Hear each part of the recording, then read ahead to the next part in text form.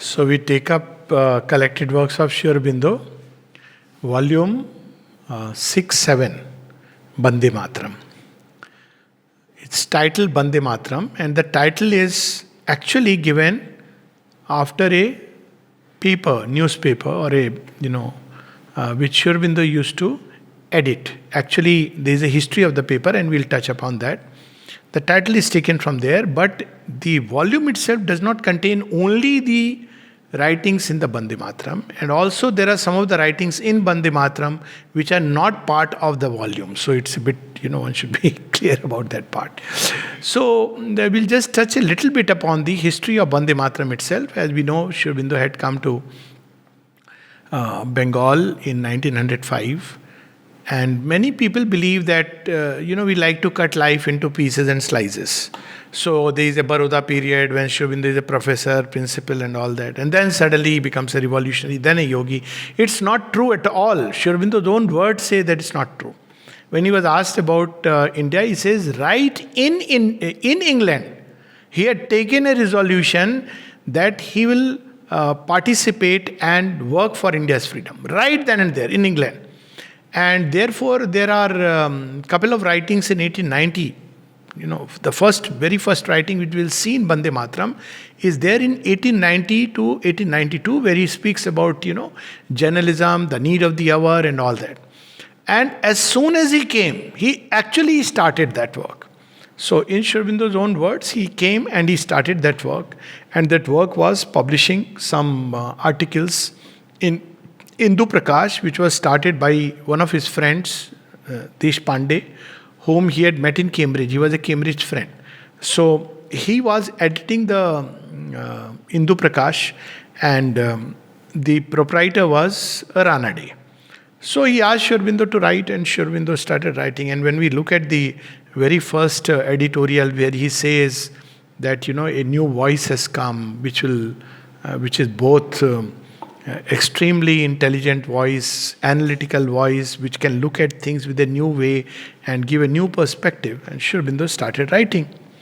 But he had barely written 2 articles that the proprietor, Mr. Ranade, he felt that this is too fiery. And he believed that this won't go. Because if we continue this way, we'll be charged and we all will be in the jail. So their policy was that time to supplicate that, see, after all we agree that you are great, Britishers, but give us something, give us some rights, little bit of, some freedom to have a seat in the parliament, maybe have a chit to sit along with the British Sahib. This was the whole approach. Or maybe some representation of the people, little bit of a problems. But Sri Aurobindo started on a very high note that no, this is not acceptable. This is our land, and we have a right of self-determination. So he started from there. So when after 2 articles, Mr. Ranade asked Deshpandeji to convey to Sri Aurobindo to write in a little more moderate tone. So Sri Aurobindo says, in fact he said, you write a little more scholarly way. And Sri Aurobindo has said very clearly that he never was scholarly. He said, I read very little, but I have made the most of what I have read. This is how Sri Aurobindo put it. So he, of course, that's his humility. He would carry a trunk full of books to Devghar, we all know that. But even that for him is very little. So when Sri Aurobindo, when he was told to write in a moderate tone, then after the second article, he lost interest. So it started, coming very infrequently. So over years, ultimately he wrote some 8 to 9 articles. So we have the articles from the Hindu Prakash, that tab I'll need, because I'll need to see that volume. So he started writing, and Hindu Prakash articles are also there as part of the volume. Then there are several other articles which he has written at different points of time. One of them is very interesting, that in 1900, because Bande Mataram started in 1906. So in 1900, when the year turns, or rather the millennium turns, so Sri Aurobindo wrote something which we'll see in the this thing as Old Moor for 1901. People will wonder what is this Old Moor. So Old Moor is a almanac, like we have our Panchang, no? So in almanac, what is given? It's like a prophecy. When will the moon rise? When will the sun rise? But the old Moor used to pick up some astrologers, and those astrologers will also give some predictions, like Bejan Daruwala and all this, So this was an almanac, and Sri Aurobindo gives an almanac in 1901. And if you look at that almanac, it's about Spanish Revolution and this and that. It's already is moving as if in a wide world field, and it's very amazing that kind of a vision Sri Aurobindo has at that point of time. So there is this writing, and another one which he is very interesting. So India Renascent is the first article, and India and the British Parliament, so they were written before coming to India. So the revolutionary was already there. And the reason why Sri Aurobindo gave up these articles and then took time to plunge into the freedom struggle outwardly is because by his own admission, he realized that the field is not ready. So he was not the one who will just rush into action without really stepping back and taking a complete look at the field. So he spent time from almost 1893, 1894 to 1902 and finally 1905, almost 8 to 10 years, wherein he studied the field. He wanted to understand completely about what the real situation is, and he saw that India is lying completely in a state of tamas, helpless, devoid of its own truth, its own spirit, and then he plunged into this whole movement.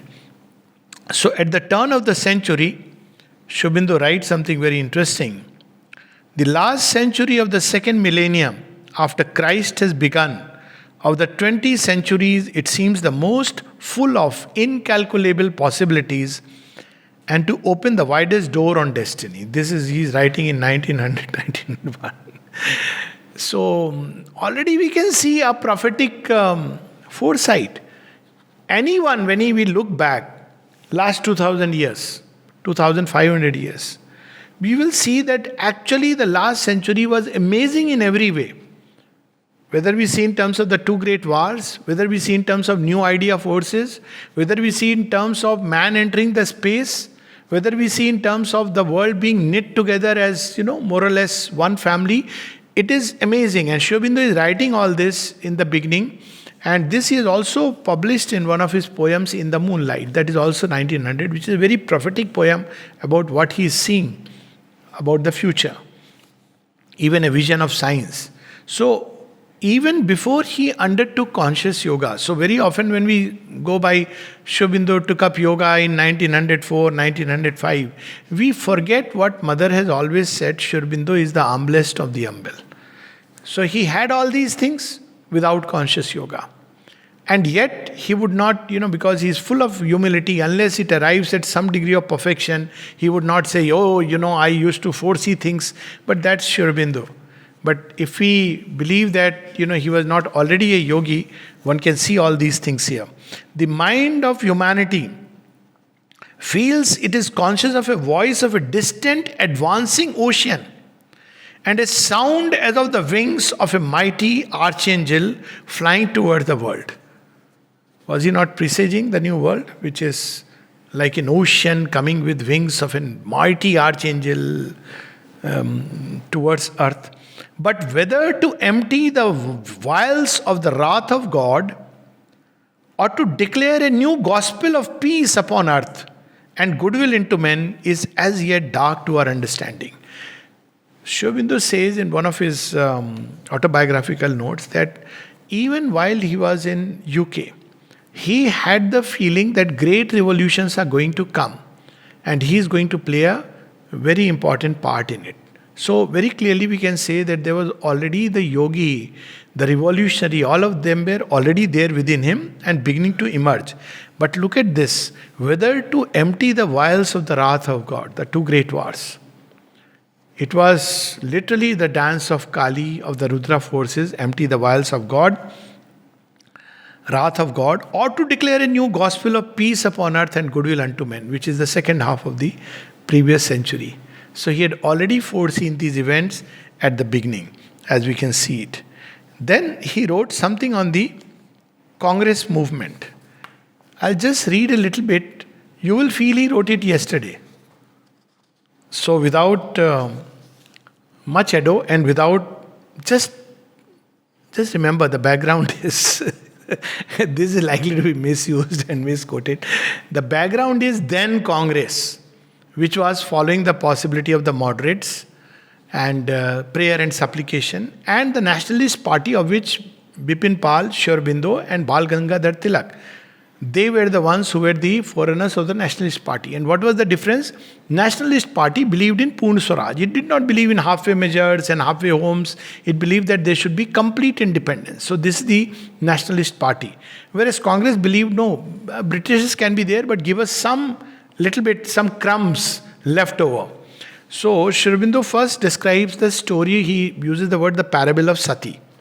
So he describes the story of Sati, and we all know that, Daksh Prajapati, the Yagna, how it is destroyed, because, and he describes it in a very brief note, that Daksh is the one who wants to govern the world in a certain way. He has certain formulas, certain ideas, but in his world he discards Mahadev, to whom Sati is married. And then Sati consumes herself in the fire, and Mahadev comes and he destroys the Yagna and he destroys the Prajapati, and then a goat's head is fixed. All that we know is the story. And Sri Aurobindo recounts it in a small passage. But look at the sense he derives, which was so relevant at that point of time, and who knows, relevant till date. And we read it, it's again very prophetic. There was a Daksh too in India, after telling the story. Look at the humor. There was a Daksh too in India, which was called the Indian National Congress. Like Daksha, it was a great figure. Look at the past tense. A Prajapati with numerous offspring, full of dignity, sobriety, wisdom, and much esteemed by the gods. The Daksh too had a daughter whom he loved, the young Indian nation. When the time for her marriage came, she chose for herself the bridegroom offered to her by the rishis, who declared him to be Mahadev. So he is Mahadev, the spirit of India, in beggarly clothes, but yet a mighty spirit. So she chose that, the destiny of India and her fated lord. It was at sacred Benares that she first saw Mahadev face to face and betrothed herself to him. But the marriage took place at Calcutta with a fourfold mantra. So a young Indian nation married the soul of India. And what was the mantra? Swaraj, Swadeshi, boycott, national education. Till date, if you Google search about Swaraj, Swadeshi, passive resistance, boycott, you will see somebody's name and then jumps to, but Mahatma Gandhi adopted these ideas and, implemented them. If you read through the Bande Mataram pages, and even before, it's so clear, it's an evidence that it is Sri Aurobindo who had laid down all the lines. And that is why when somebody asked Sri Aurobindo that why did you leave the movement and come, he said, because I had already laid down the lines along which India will arrive at freedom. And I had to do other works which are far greater importance. So already, by the time he had come, he had released the idea forces, laying down the lines along which India will lead us, or rather instruments will be created who will, be instrumental in leading India towards freedom. But it was along the lines that Sri Aurobindo had initiated. Now, of course, Swaraj was, he says that there was a man called Deuskar in Maharashtra. He was the one who had spoken about it in one of the articles. Then Sri Aurobindo says, see, this is the difference of a greatness. There are people who have plagiarized Sri Aurobindo, including these ideas, but don't acknowledge. And here is Sri Aurobindo saying there is a Maharashtrian called a Maharashtrian by the name of Deuskar. He is the one who had first used the word Swaraj. And then he said, I took that idea and developed it to its utmost. And of course we know that Bal Gangadhar Tilak asking for Purna Swaraj. But subsequently, its meaning and everything got diluted by the Prajapati. The marriage as the sacred formula of union, national education, Swadeshi, Swaraj and boycott. Passive resistance also he speaks about. He has not spoken here, but in Bande Mataram writing we'll see. The marriage did not please Daksha. Now we know who Daksha is. But the rishi is very importunate and Sati firm, so he was compelled to give way. He cursed the rishis freely. What manner of husbands this they have given to my Sati? A homeless beggar wild and half crazy, with the bhang he has drunk, wandering on the hills in company with the wild beasts and the demons, without culture, enlightenment, and education, rude in speech, rough in manners, ill clad, destitute, with no past, no present, and no future. This is exactly how we see a kind of so called liberal secular media describing India of the past. What is it? Superstition, this, that. It is the Western education which has brought enlightenment. Even we'll till date, you will see this. Yet these fanatics call him the master of the world, an embodiment of the Almighty and whatnot. So, he hid his grief and wrath but determined to be revenged. For Mahadev the mighty, the destiny of India had long wandered in the wilderness with a beggar's bowl in his hand, poor and destitute, an ascetic smeared with ashes and clad in a tiger skin. So if you look at India in the what is called as the Middle Ages, where was India living? Among these bhakti movements, these saints and sages. But in real, in politics, in the governance, in everywhere else, administration, who was governing it? The alien and the foreign rulers. So this was the state of India.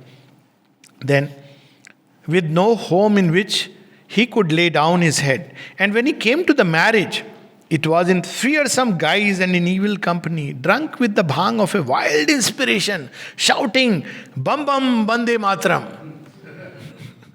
So the Prajapati couldn't understand what is all this.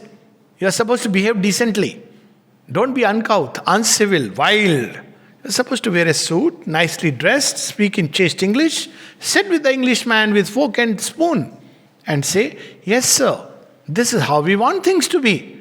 But he says, Shiva came. Shiva is who? The destiny of India.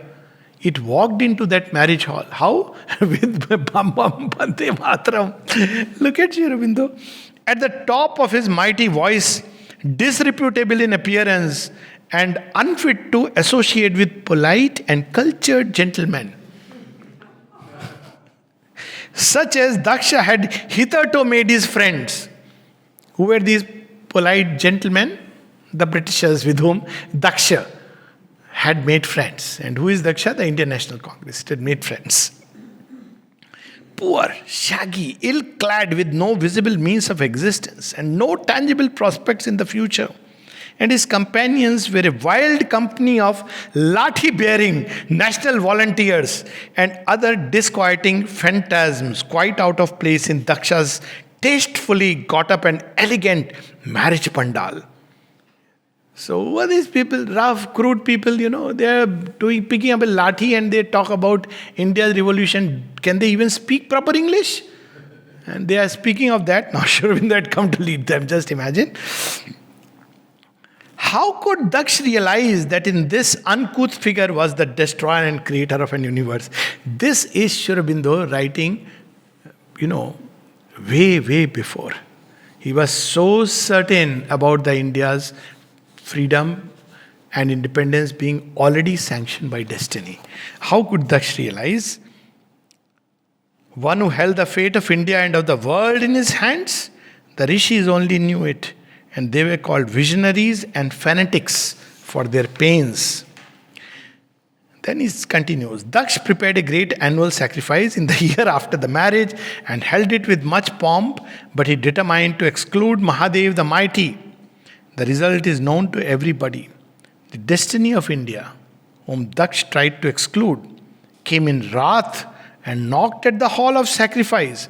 And when Daksha hired men tried to beat him back, he broke into the hall and shattered the sacrifice and slew Daksh in his hall.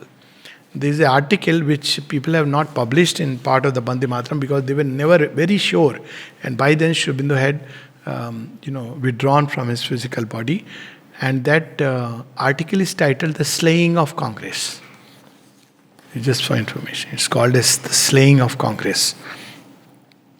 The story goes that Mahadev, entreated on behalf of Daksh, restored him to life. But when the head of Daksha was sought for, it could not be found. See the symbol now.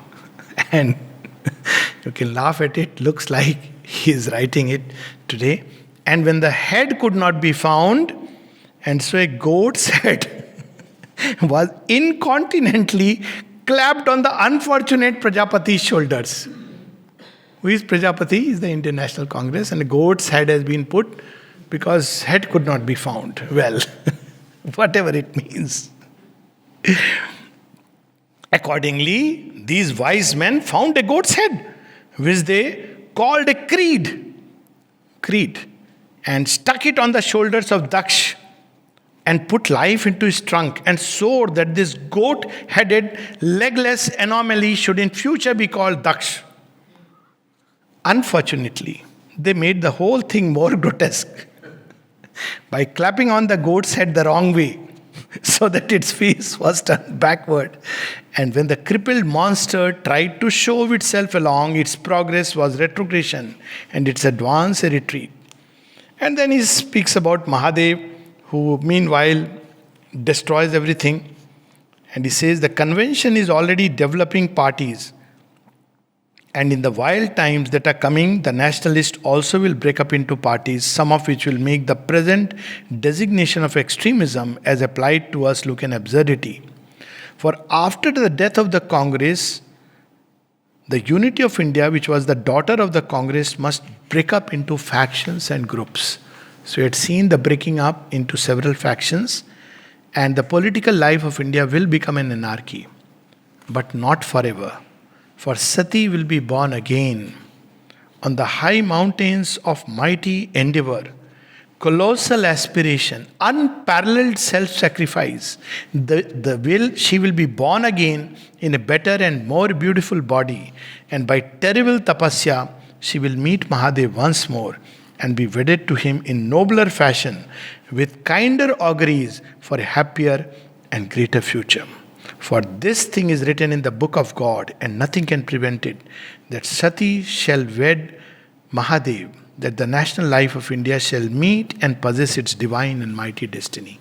It looks like he has foreseen everything, right down to our present times.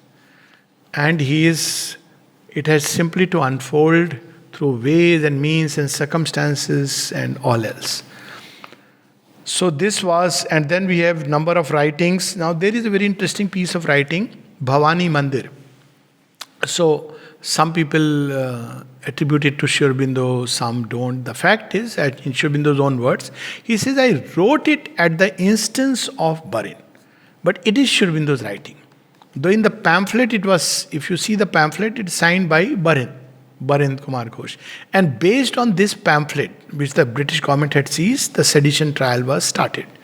And of course, the entire papers and all this were seized. Otherwise, Sri Aurobindo's writings were so beautifully well worded that no piece of evidence could actually be found for which he could be charged for prosecution for sedition. This is the only piece which was written at the instance of Barin. And yet he wrote it, so it is his own writing, he doesn't disown it. And it's a beautiful piece of writing, very powerful. And I suppose one of the reasons why Sri Aurobindo was not keen on writing it is simply because it did attract the attention of the British government. And he said that till then I was working quietly. It is the British government which through the sedition case made me well known and famous. Otherwise he would have loved to stay in the background. So that is the reason why he didn't want this article to become so public.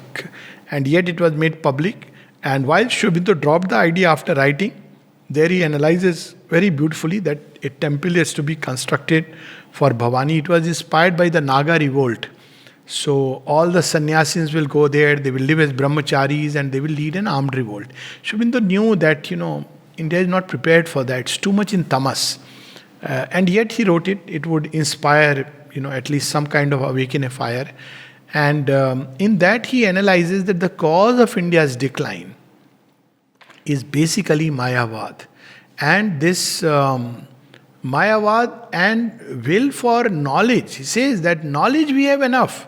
Jnana we have. And then he says we have also bhakti. But what we don't have is power. And that's what we see in Savitri toward the end. When death says that, okay, knowledge is with you. Do you have the power? He knew it. And that's why we see that Sri Aurobindo following that path wherein knowledge and power meet together. When he went to Vishnu Bhaskar Lele, his question was that, I want India to be free. His seeking was for power to make India free. He was not seeking some God realization at that point of time. And Lele gave him a process that we all know as part of his biography, that in January, while he was editing the Bande Mataram. So in Bande Mataram, we'll see that there are two different editors. The first 6 or 8 months, or few months, I think, less than 6 months for sure, I think July to October, 4 or 5 months, it is edited by Bipin Pal. And after that, it is edited by Sri Aurobindo. And they mention it, Bipin Pal is 6th August to 15th October 1906, so just about 3 months. And from that point onwards, it is edited by Sri Aurobindo. Now here again we see that 1908, while he is continuing to edit the newspaper, Sri Aurobindo has that experience of Nirvana in January, I think it is 7 January 1908 in Baroda, where, Lele, Vishnu Bhaskar Lele's Barin comes to know of him, and he comes and 3 days he shut himself in a room where he was just pushing the thoughts away. And because that's what Lele told him. But Sri Aurobindo says after that, he had really nothing to do with Lele, because he had learned to rely completely on the inner guide. Lele himself told him that, because he was also surprised. He never expected this result. Lele, if we go into, he had the thing about Tantra and he was a Bhakt. So it's like, if you want to put him into a category, it is like Vaishnav Tantra. And he didn't expect that what Sri Aurobindo will end up realizing. So he told that, can you follow the God inside you? He said, yes, I can hear his voice and follow him. He said, then you better follow that, because he didn't know how to guide him further. And then Sri Aurobindo goes to Pune, gives his first speech, and he asked him, Pune, Bombay, lot of places he toured in Maharashtra. Pune, Nasik, Nagpur, quite a few talks, Bombay of course, and Amravati, shouldn't forget. And then he went to Bengal, where he toured Bengal. All this happened after the Nirvana experience. He gave some almost, I think 15, 20 speeches. And in those speeches were recorded. I mean, recorded means somebody had noted. Not recorded, his voice has not been recorded, but they were noted and the newspaper published it. So they also form part of this. Now, what I found interesting in these lot of articles, there is a new kind of column that Sri Aurobindo started, and that was called By the Way. So he would, just some views, some event has taken place, and he would write all that. And for instance, he picks up necessity is the mother of invention. So I'll read some of them. In this same Bande Mataram writings, we see Sri Aurobindo installing Bankim Chandra as a rishi. So he uses the word rishi Bankim Chandra, and along with that we see through the Bande Mataram. So Bande Mataram did 3-4 things. One, we see Sri Aurobindo emerging as a journalist in the truest sense. His very first article is about what journalism should be, what it is in England. And he says the power of the journalist to sway public opinion. 120 years back, 30 years. He says journalists have a great power to sway public opinion in favor or against it. And people don't realize it, that the journalist can literally change the whole, in fact, the destiny of a nation. So Sri Aurobindo speaks about it, and he himself uses it very beautifully. So we have first the Indu Prakash articles, then we have Bande Mataram, and we also have a Bengali English journal which was called Yugantar, in which also Sri Aurobindo contributed at least 3 articles. Unfortunately, nothing of that has been saved. It didn't survive, but it was also one of the places where Sri Aurobindo wrote in Bangla. And then, of course, after the Alipore Jail, we see Bengali Dharma, and we see Karma Yogi. So this entire journalistic, if I may use the word, career of Sri Aurobindo, where he comes out as a journalist who not only looks at appearances. This is the beauty of his journalism. Journalists look at appearances and give opinions. And for opinions, they call experts who are as much blinded by appearances as anybody else. But Sri Aurobindo's penetrating insight could look deep into the heart of things and pluck the truth out. And that's what we see in his writings. Maybe we can read a couple of things from there. He speaks about, what really India is. So he says, we have three types of body: gross, subtle, and causal. Even till date, with all the media and journalism and opinions, even of Babajis and everybody, nobody has brought this truth about India with such clarity and force. So he says, what really is a nation? We are still to touch that point. Even the nationalism is still confined largely to either a cultural revival or the geographical boundary. But that India is a conscious living soul, that is an idea which Sri Aurobindo has implanted in the race. So he says we have three types of body: gross, subtle, and causal. The sthul, sukshma, and the karan sharir, which is how the Upanishad describes it.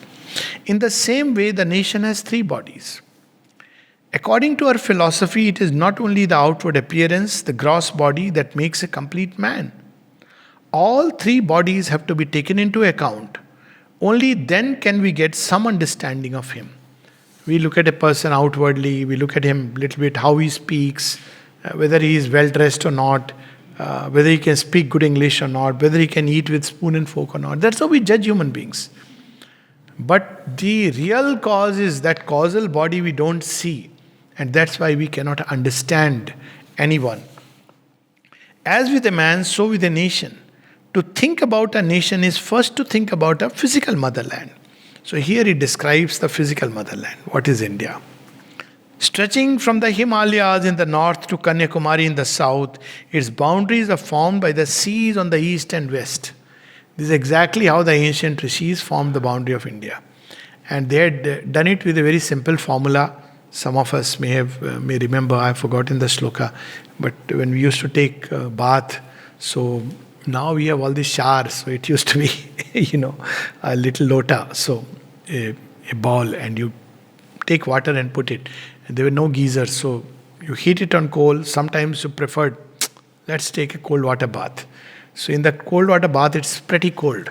So because it's a well water, and then you put it on the head. So there used to be mantra which was, some people would simply say, Har Har Gange, Har Har Gange. And with, you feel so warm. After just you need for those 2-3, after that it's all warm.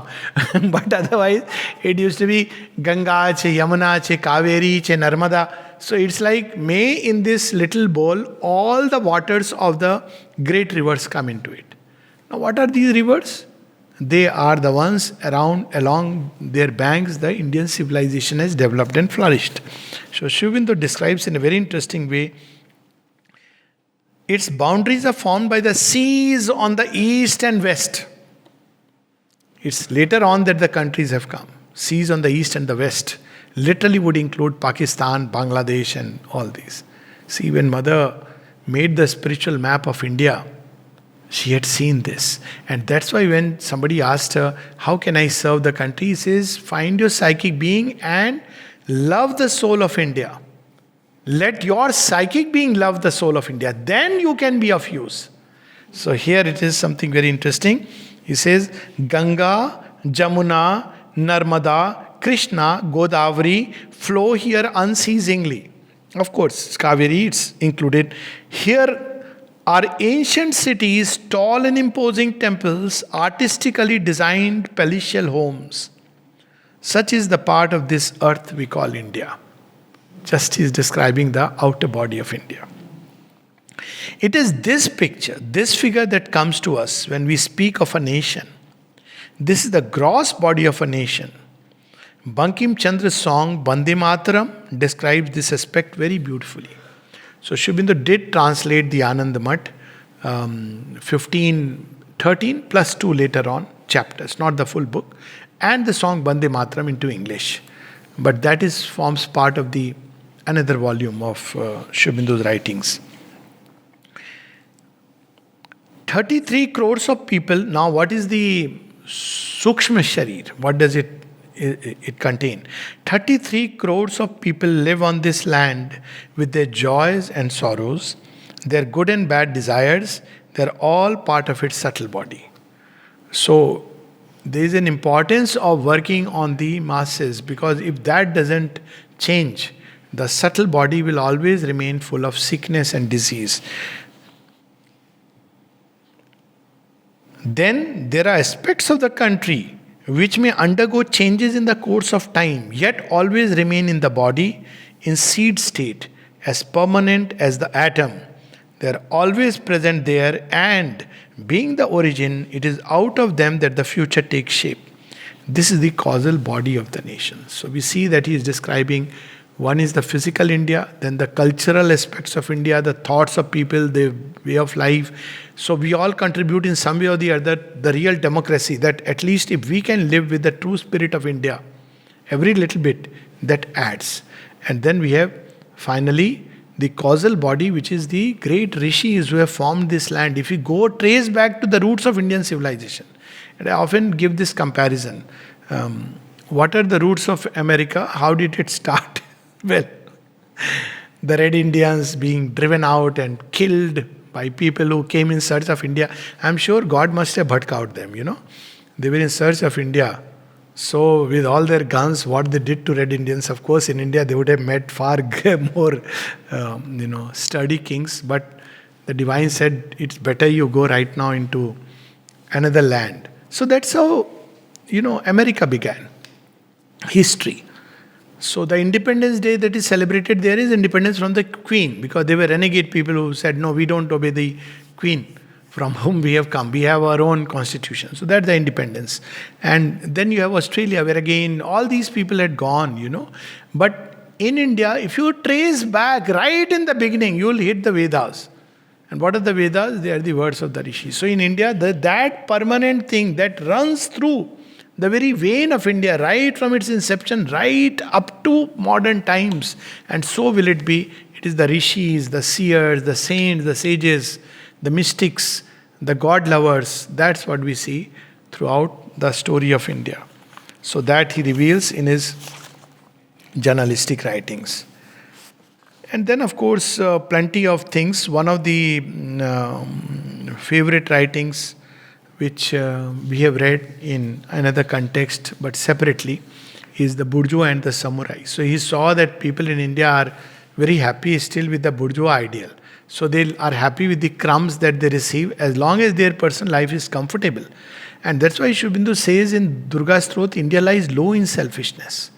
And when mother was asked, what is it that is the number one cause of India's decline, she says selfishness. Everybody is bothered only about their own little life. They and the family. And at the most, when they think about the national life, is that I paid my tax, and then they want everything to be nothing beyond it. So this selfishness and this want of Shakti, in Bhavani Mandir he says, because we didn't worship Shakti, Shakti abandoned us. So there he gives us the message of the mother. What does the Shakti want of us? What does India want of us? So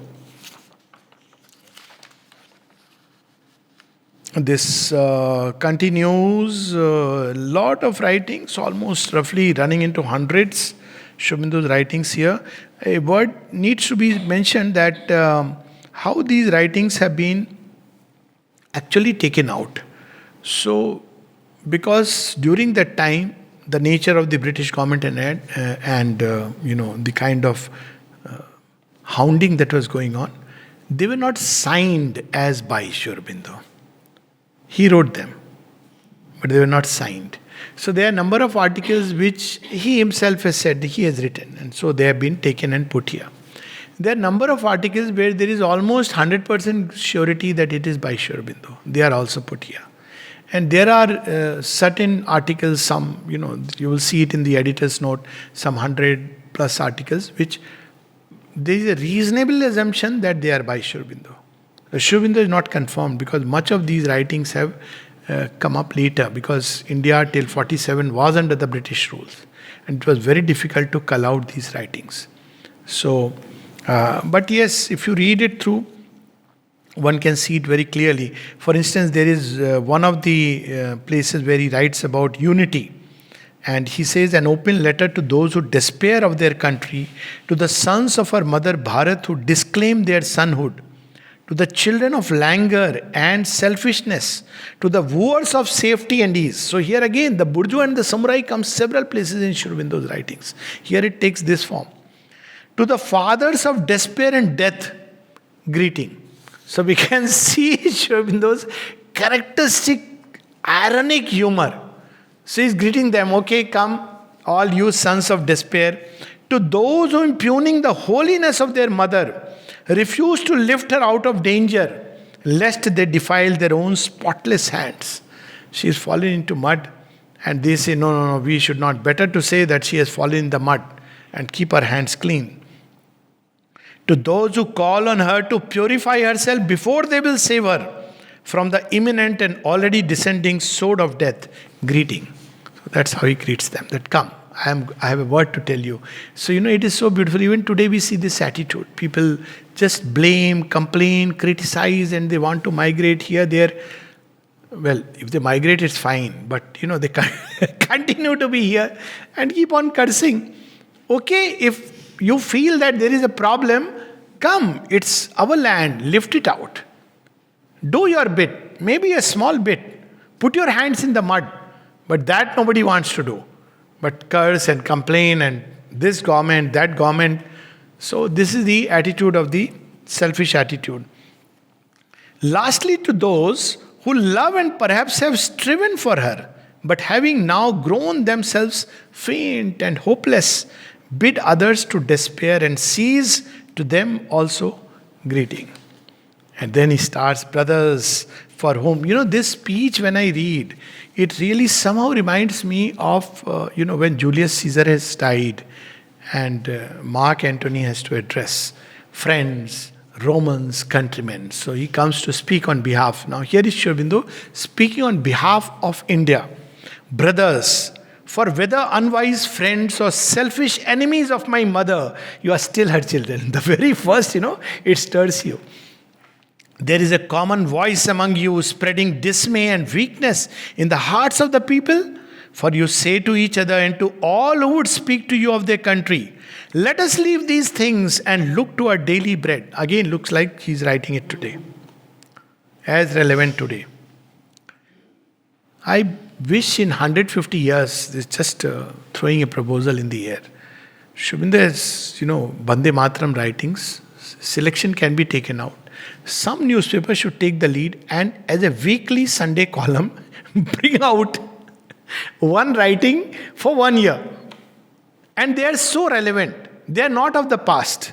When you read it, aren't there enough people who still despair, dismay, or who want when everything will be fine, then we will see. So he is addressing them, addressing us. We are fallen and depraved, and our sins grow upon us day by day. We suffer and are oppressed, and oppression increases with every setting of the sun. We are weak and languid, and our weakness grows weaker, and our languor more languid. Every time the sun rises in the east, we are sick and broken. We are idle and cowardly. We perish every year from famine and plague. Disease decimates us. With every decade, poverty annihilates family after family. Where there were 100 in one house, there are now 10. Where there was once a flourishing village, the leopard and the jackal will soon inhabit. God is adverse to us, and ourselves are worst enemies. We are decaying from within and smitten from without. So he's taking stock of the situation just as it is. This sword has been taken out of our hands, and the bread is being taken out of our mouths. Worst of all, we are disunited beyond hope of union, and without union, we must ere long perish. It may be 5 decades, or it may be 10, but very soon this great and ancient nation will have perished from the face of the earth, and the Negro or the Malay will inherit the homes of our fathers and till the fields to glut the pockets and serve the pleasure of the Englishman or the Russian. Meanwhile, it is well that the Congress should meet once a year and deceive the country with an appearance of life. that there should be posts for the children of the soil with enough salary to keep a few from starving. That a soulless education should suck the vigor and sweetness out of the body and heart and brain of our children. With such siren song, do you slay the hearts of those who have still force and courage to strive against fate and would rescue our mother out of the hands of destruction? And then he continues, come therefore, let us reason calmly together. And then of course we have finally this Bhavani Mandir, where he says what India needs is Shakti. So let's be done away with all these, whole lot of, I want to use the word all kind. We love to, discuss a lot in the head. But when it comes to ground, we don't want to live it. We continue to remain the same selfish race. So this is enough of these debates and discussions on what Vedanta is, what Advaita is, what Visishta Advaita is. Let's be on the ground and receive Shakti. But Shakti will come only when we are prepared for Shakti. So here he says the message of the mother. When therefore you ask who is Bhavani the mother, she herself answers you. I am the infinite energy which streams forth from the eternal in the world and eternal in yourselves. I am the mother of the universe, the mother of the worlds. And for you who are children of the sacred land Aribhumi, made of her clay and reared by her sun and winds, I am Bhavani Bharati, mother of India. Then if you ask why we should erect a temple to Bhavani, the mother, hear her answer. Because I have commanded it, and because by making a center for the future religion, you will be furthering the immediate will of the eternal and storing up merit which will make you strong in this life and great in another. Come then, hearken to the call of the mother. Sri Aurobindo is calling all of us. She is already in our hearts, waiting to manifest herself, waiting to be worshipped, inactive because the God in us is concealed by tamas, troubled by her inactivity, sorrowful because her children will not call on her to help them. You, down the imprisoning walls, you who feel her strong within you, stirring within you, fling off the black veil of self, break down the imprisoning walls of indolence. Help her, each, as you feel impelled, with your bodies or with your intellect or with your speech or with your wealth or with your prayers and worship, each man according to his capacity. Draw not back. Now comes a word of warning and caution. Draw not back, for against those who were called and heard her not. Remember the hour of God? It's in that vein. Those who were called and heard her not, she may well be wroth in the day of her coming. But to those who help her advent, even a little, how radiant with beauty and kindness will be the face of their mother. So powerful. And two more, which, with which we can pause. So this is just a very brief glimpse. It's a 1,000-page book, but worth reading every bit of it. Very interesting in this book, it closes with an appendix, a birthday interview. Guess when did Sri Aurobindo give it? Sri Aurobindo gave it while he was in the Alipore Jail. It's 1908, August 15. And there he says, by next August, I will be free, either returning from Andaman or otherwise. And he says, and people remark that otherwise he used to remain all the time. You'll see a description of what Sri Aurobindo was by the newspaper. That he would remain withdrawn as if in his dream world with no connection with the world. But on that day, particularly, he was a very different person. Much later, Sri Aurobindo would explain that on his birthdays, there used to be a special descent. And that he experiences. So, that is of course, we'll not read today. We'll close with this two beautiful portions from Bande Mataram. Swaraj, he defines Swaraj. So we think Swaraj is just about rule, self-rule in terms of outward. But for Sri Aurobindo, Swaraj was always at a double meaning. Self-rule, We must be master of ourselves, Swaraj, and then Samraj. And it needed also political freedom. So he said political freedom is important because without political freedom, a subject nation cannot realize Swaraj, because you are all the time driven at the whims and fancies of everyone else. So we must be politically free so that we can realize the true freedom for which we are born. Swaraj is life. It is nectar and salvation. Swaraj in a nation is the breath of life. Without breath of life, a man is dead. So if we don't seek Swaraj, then we might as well say we are a dead people. And that's what Sri Aurobindo, during Second World War, he says. He had seen through Hitler. He says, if you people want me to close the ashram, tell me frankly. But Hitler's coming into India would mean for 10,000 years this work is delayed. That time people didn't know what he stood for. So also without Swaraj, a nation is dead. Swaraj being the life of a nation, it is essential for it. And finally, it's one of the most powerful. There's several powerful passages, and I wish somebody just took out those passages. I'm trying to make an issue on just Bande Mataram, Sri Aurobindo's writings. But still, because there he speaks about Krishna's story. And he says, just like in Krishna's story, there are 3 stages in a nation's development. Much later in Bengali writing, he speaks about the yoga of the nation. So first stage is where Krishna is the little baby and there is an attempt to oppress and slay. So that is the first stage. And we know that, how to oppress and slay. Second is Krishna develops. And he says that how Krishna develops and how he has to be developed. And then he develops, grows in strength. And the third is the slaying of Kansa. So these are the 3 stages. And in fact, it's true in every life. Even individual yoga is like that.